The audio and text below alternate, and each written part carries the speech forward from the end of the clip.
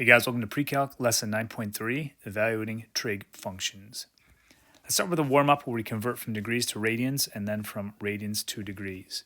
So if I want to convert from degrees to radians, I need to multiply by a conversion factor of pi over 180 degrees.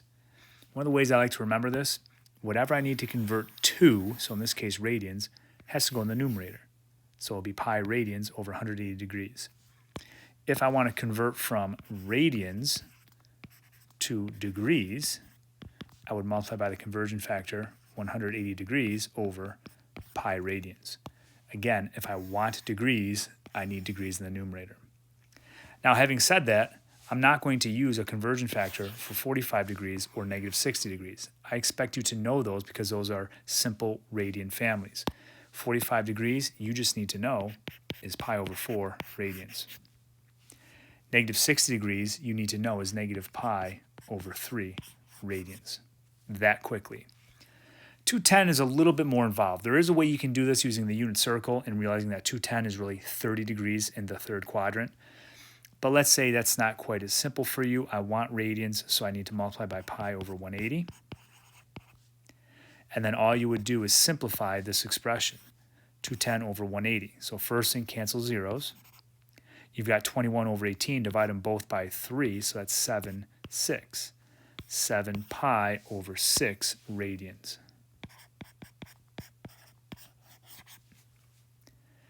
Now, converting from radians to degrees, I never use the conversion factor unless it's an angle not in a radian family. But I can tell you right now, all of these are. Pi over 4 is your 45 degree family. Pi over 6 is your 30 degree family.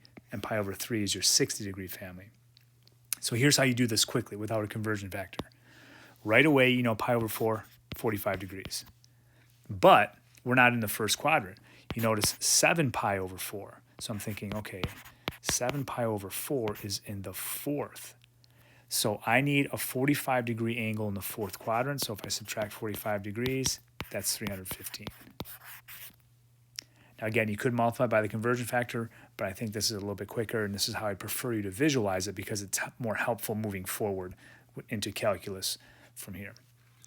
Next, pi over 6, right away, pi over 6, I'm thinking, oh, pi over 6 is 30 degrees. However, again, we're not in the first quadrant.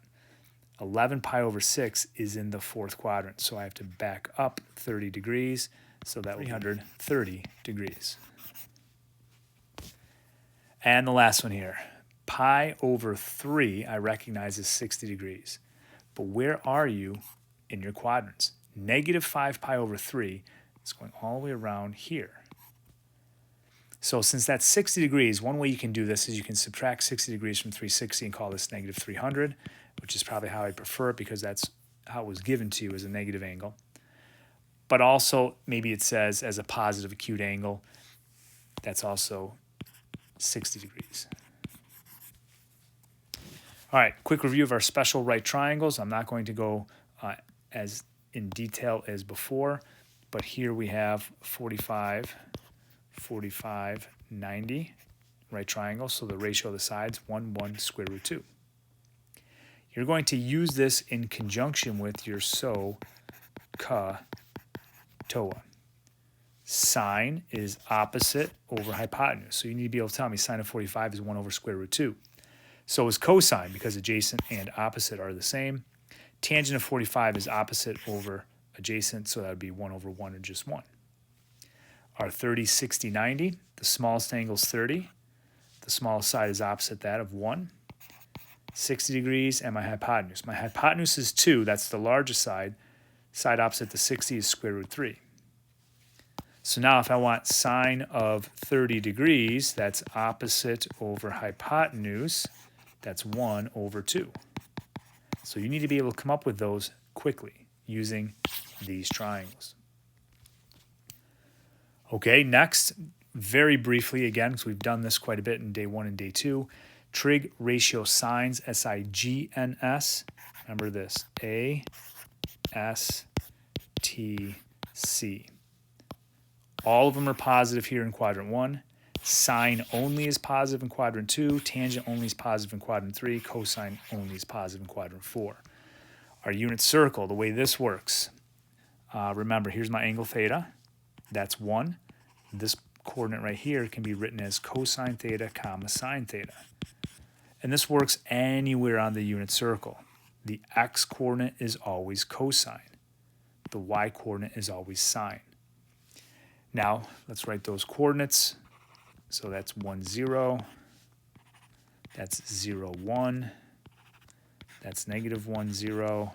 And this is 0, negative 1. I know you guys are very familiar with your degrees, so let's go around and talk about radians. This is 0 radians. This is pi over 2 radians. This is pi radians. This is 3 pi over 2 radians. And 1 complete revolution is 2 pi radians. So we'll use these 4 quadrantal angles in conjunction with 30, 45, and 60 to evaluate trig ratios. So here we go. Sine 5 pi over 4. I see pi over 4. I'm thinking 45 degrees. Look at your 45, 45, 90. Sine of 45 degrees is 1 over square root 2. So the only thing that's left is to determine, is it positive or is it negative? 5 pi over 4, remember what we said on day 1. When your numerator is 1 more than your denominator, you go beyond pi into quadrant 3. So I am in quadrant 3. That's tangent's quadrant, so sine is going to be negative. Sine of 5 pi over 4 is negative 1 over radical 2. Cosine, 5 pi over 6. Pi over 6 is 30 degrees. Cosine of 30 degrees from your special right triangle, square root 3 over 2. Where is 5 pi over 6? When the numerator is 1 less than the denominator, that puts us in quadrant 2. That's sine's quadrant. This is cosine, so cosine's got to be negative because sine is the only one that's positive there. So this would be negative square root 3 over 2. Tangent, negative 4 pi over 3. All right, so for this one, pi over 3 is 60 degrees. You have to go to your special right triangle for 60 degrees and do opposite over adjacent, and you'll recognize that's square root 3 over 1, or just square root 3. Now let's do this. ASTC, negative, that's tricky, negative 4 pi over 3. A positive 4 pi over 3 would be here, because the numerator is 1 more than the denominator. But if we go the negative direction, we actually end up there in quadrant 2. Sine is positive here, which means tangent has got to be negative. So my answer is negative square root 3. And now we're moving on. Find all 6 trig ratios of 7 pi over 6. What do you mean by all 6 trig ratios? That's kind of weird. Well, let's start with the ones we know. Sine, 7 pi over 6. Cosine, 7 pi over 6. Tangent, 7 pi over 6. All right, so what do we know about this angle? Pi over 6 is 30 degrees. Sine of 30 is 1/2. Cosine of 30, square root 3 over 2. Tangent of 30 is 1 over square root 3. Remember, I'm getting those from the triangles. I'm not showing them here, but you look at the triangles. For sine, you do opposite over hypotenuse. Cosine, you do adjacent over hypotenuse. And tangent, you do opposite over adjacent.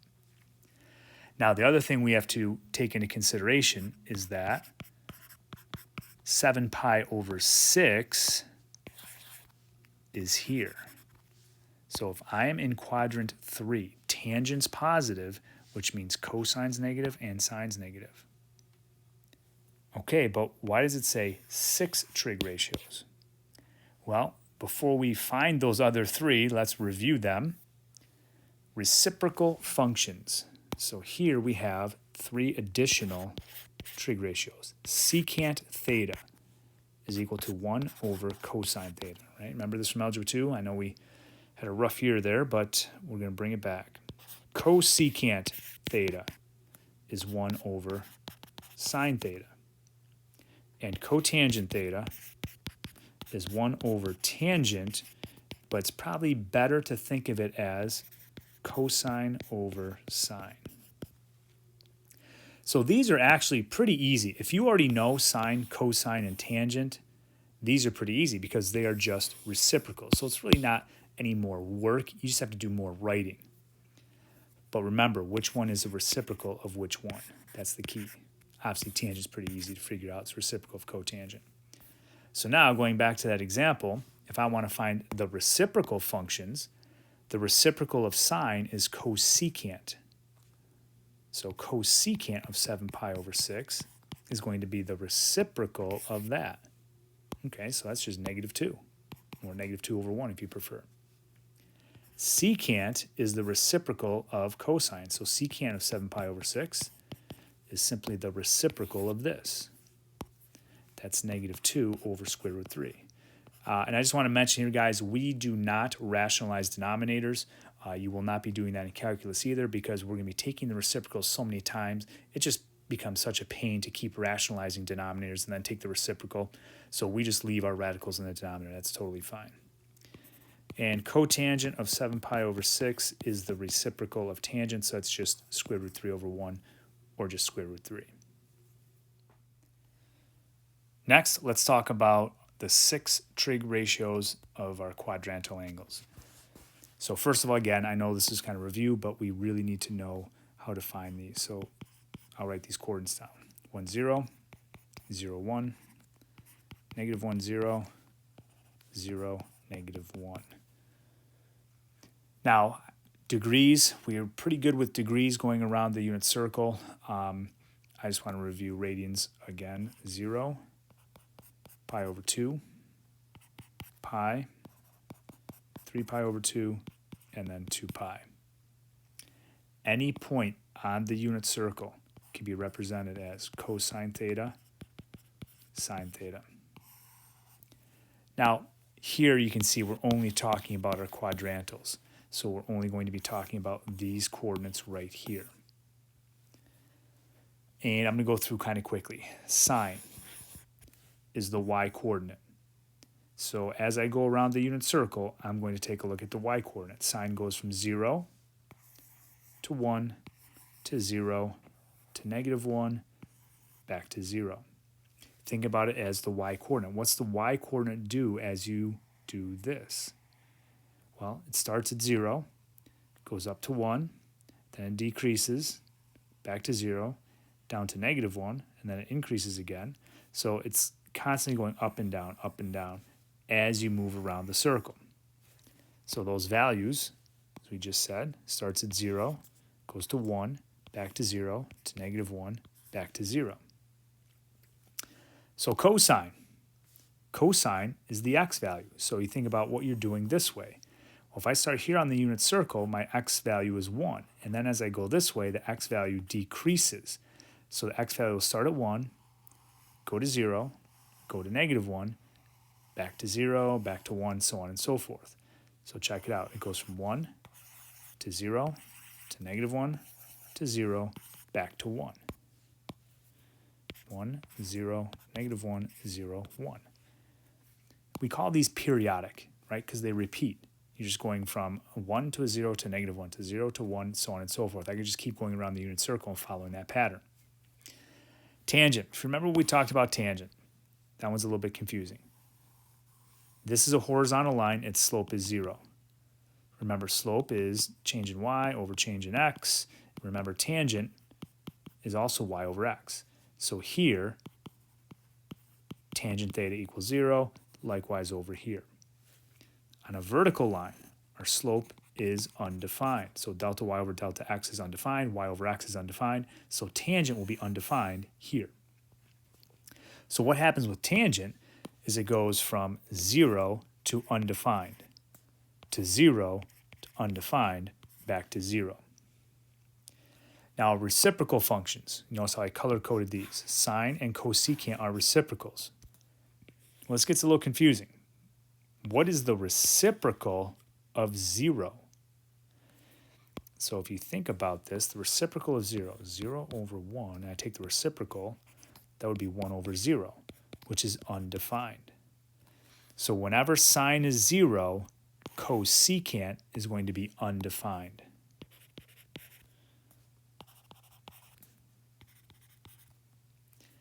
This one's a little bit easier. 1, the reciprocal of 1 is just 1, and the reciprocal of -1 is -1. Well, the same thing is going to happen with secant. It will be the reciprocal of cosine.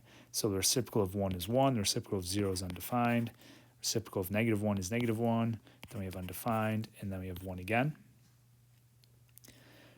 Now, tangent, we've talked about a little bit here. Cotangent will be the reciprocal of 0, so that'll be undefined. So I know it'll be undefined here at 0, at 180, and then obviously again at 360. What about this? What is the reciprocal of undefined? Well, I need to know where that came from. Remember what we said about tangent, sine over cosine. Well, if that's 0 over 1, that's 0. If that's 1 over 0, that's undefined. So if I take the reciprocal of this, I get 0 over 1, which is 0. So where tangent's undefined, cotangent is going to be 0. So I don't expect you to memorize this chart, but you need to be able to come up with all of these values. And the whole purpose and goal of this unit is for you guys to maybe be a little bit more visual and use tools to help you come up with these. Because not only do we need to know these for a quadrantal, but we need to know sine, cosine, tangent, cosecant, secant, cotangent for 30 degrees, 45 degrees, and also 60 degrees. So what do we use to get those? Well, this unit circle and our special right triangles. All right. Lastly here, this is kind of a non sequitur, coterminal angles, but dealing with radians. Find two coterminal angles, positive and negative, so that means one positive, one negative, of 5 pi over 3. So remember to do this, we're going to add and subtract 2 pi. So I have 5 pi over 3. Let's subtract 2 pi first, minus 2 pi. Well, this is not really easy because I need a fraction with a 3 in the denominator. So if I want this to have a 3 in the denominator, the top has to be 6. So I have 5 pi over 3 minus 6 pi over 3. Well, that's simply going to be negative pi over 3. So there's 1. There's a negative. To get a positive 1, I take pi over 3 plus 2 pi. Again, what we would do is make a fraction out of this with a 3 in the bottom. So that's 6 pi over 3. 5 pi plus 6 pi is 11 pi over 3. In example 2, we are given cosine theta equals square root 3 over 2, and we want to find theta. Now, if you don't know what this angle is, if maybe we don't have a good enough command of our trig ratios yet, we can always make a triangle. So I'm going to go on the assumption that we're not quite there yet in terms of our memorization. So let's create a right triangle. I'm hoping we know at least that cosine is adjacent over hypotenuse. So I'll put my angle theta in my triangle and realize that the adjacent side has to be square root 3, the hypotenuse has to be 2. Now, if this doesn't jog your memory enough, what we can do is we can find our missing side over here. Let's call that x. Use the Pythagorean Theorem. Leg squared plus leg squared equals hypotenuse squared. Okay, so square root 3 squared plus x squared equals 2 squared. Well, square root 3 squared is just 3. 2 squared is 4, so let's subtract 3 from both sides. All right, so I get x squared equals 1. Square root of that is just 1. So my missing side is 1. Now, you definitely need to recognize that we have 1, 2, square root 3. This is a special right triangle. It's our 30, 60, 90. The easiest way to come up with your angles is to realize that the smallest side is opposite the smallest angle, 30 degrees. So this angle right here has got to be 30 degrees. Theta equals 30 degrees. Example 3 says, if sine theta equals 4 over 5 and theta is in quadrant 2, so that's important, find the other 5 trig ratios. Basically, anytime I'm given sine or cosine or tangent, I need to make a right triangle. And in this case, I know sine is opposite over hypotenuse. But my right triangle has to be in quadrant 2. So I'm a big fan of drawing these in the appropriate quadrants. So here's my y-axis. Here's my x-axis. I only need quadrant 2, so I'll do something like this. Draw your triangle to the x-axis. This will be your angle theta. Sine is opposite over hypotenuse. So now you can use Pythagorean Theorem to find this side here, but I'm hoping we remember our triples from geometry or algebra 2. This is a blank 4-5 triple or a 3-4-5 triple. Now, some of you that might remember from last year will say, well, my teacher told me to put negatives in front of this or this because I'm going in that direction, which is fine. I'm a geometry purist, so I don't want to write down a side of a triangle as being negative. This coordinate right here would be negative 3, 4, obviously. You can think of this as your x and that as your y. Or I prefer you to think of this as being in the second quadrant where sine is positive. So next, let's list our trig ratios. Sine theta equals 4/5. I know we already have that and we don't need to write it down, but I'm going to show you how I like to organize my work. Cosine theta, we'll get that in a second. Tangent theta, also get that in a second. Next to those, I like to write the reciprocal functions. So the reciprocal of sine is cosecant. The reciprocal of cosine is secant. The reciprocal of tangent is cotangent. So since sine is 4/5, I can already come up with cosecant. That's 5/4. For cosine, I need to remember cosine is adjacent over hypotenuse. Well, here's my theta. That's adjacent and that's hypotenuse. So that gives me 3/5. But also, we're in the second quadrant. So remember this, only sine's going to be positive. So all of these will end up being negative. You can put those in now or when you write the ratio down. The reciprocal of that is negative 5/3. Tangent is opposite over adjacent. So opposite is 4, adjacent is 3. That would be negative 4/3. And then cotangent will be negative 3/4. Okay, one more of this type, a little bit more challenging. Secant theta is negative 3, and theta is in quadrant 3. So now, this will be my x-axis, there will be my y-axis, quadrant 3. Draw your triangle to the x. You always draw the triangles to the x. So that's theta. Now, secant theta. Let's review up above. Secant theta is the reciprocal of cosine. I'm not a big fan of starting with cosecant or secant or cotangent. So usually what I would do in this case is kind of set this up because I know I need to find the other 5 in a similar fashion. So what do I know? I know secant theta is negative 3. Well, cosine theta would be the reciprocal of that. Up here I'd have sine theta. Up here I'd have cosecant theta. And tangent theta and cotangent theta. It just helps you keep your work organized. So again, since you know these are reciprocals, cosine has got to be negative 1/3. And that's what I'm going to use to create my triangle. Cosine is adjacent over hypotenuse. So the adjacent side is 1, the hypotenuse is 3. Okay, also remember we are in quadrant 3, AST. So tangent's going to be positive here, and cotangent, obviously. The other 4 have to be negative. Well, we already established that here, and I know those will be negative as well. Now, this doesn't look familiar to me, all right? So this is not one of those Pythagorean triples or one of our special right triangles. We actually have to go through and get the Pythagorean theorem. All right, so let's do that. We've got 1 squared plus x squared equals 3 squared. We should be able to do this kind of quickly. 3 squared is 9, 1 squared is 1, 9 minus 1 is 8. So x squared equals 8. Take the square root and simplify that. That ends up being 2 square root 2. So my missing side here is 2 radical 2. Sine is opposite over hypotenuse, 2 radical 2 over 3. And remember, it's negative because we're in quadrant 3. 2 radical 2 over 3, negative. To get cosecant, I take the reciprocal of that. That would be negative 3 over 2 radical 2. Again, we don't need to rationalize. Tangent is opposite over adjacent. So opposite over adjacent, 2 radical 2 over 1, or just 2 radical 2. And then cotangent will be the reciprocal of that, 1 over 2 radical 2. All right, so there's our 6 trig functions for that problem. Okay, lastly here, let's wrap this up. Find all unknown sides and angles. So I have a right triangle. I know this is 30 degrees. Simple geometry tells me that is 60.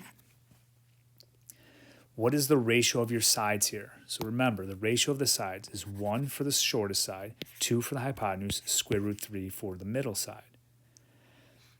The ratio of the smallest to the biggest is 1 to 2.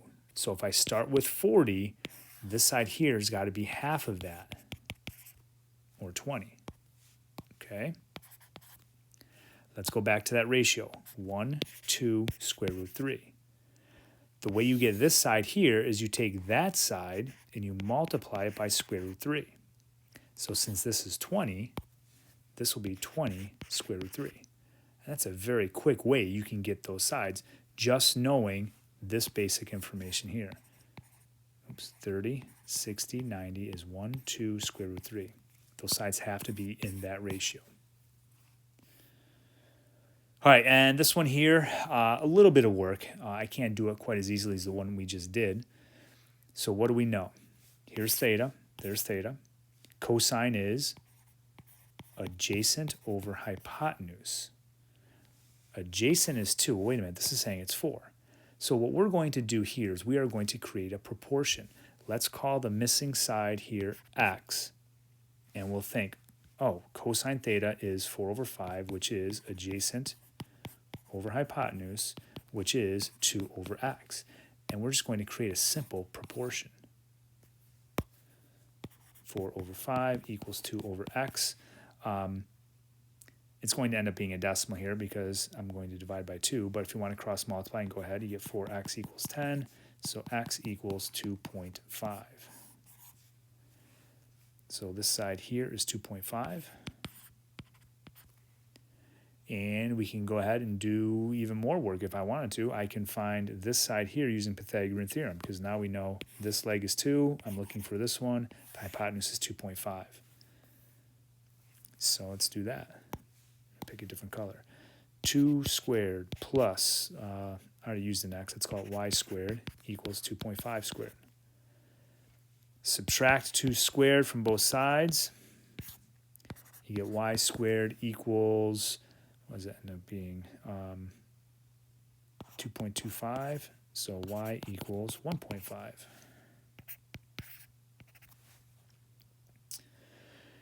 And now how do we get theta? Well, remember from SOHCAHTOA geometry, when I give you this equation, cosine theta equals 4/5, let me rewrite it down here.